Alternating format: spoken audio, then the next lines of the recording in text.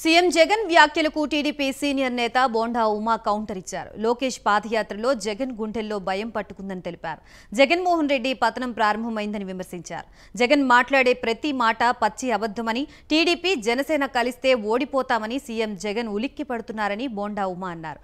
ఇతర పార్టీల గురించి మాట్లాడే హక్కు సీఎం జగన్కి ఎక్కడిదని బోండా ఉమా ప్రశ్నించారు.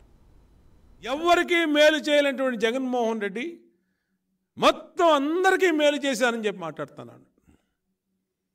పొత్తుల గురించి మాట్లాడుతూ ఉన్నాడు. పొత్తుల గురించి జగన్మోహన్ రెడ్డిని అడుగుతూ ఉన్నాం.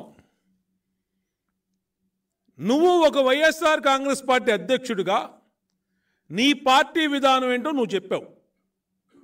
నేను సింగల్కి వెళ్తానని చెప్పావు. 175కి 175 గెలుస్తానని చెప్పావు. నువ్వు సింగల్కి వెళ్తానంటే వెళ్ళు, లేదు నీ గోరెంట్లో మాధవలాగా గొట్లెప్పు తీసుకుని వెళ్తానంటే వెళ్ళు. నీ ఇష్టం, అది నీ పార్టీ, నీ వ్యక్తిగతం. 175కి 175 గెలువు. ఎవరొద్దన్నారు నిన్ను?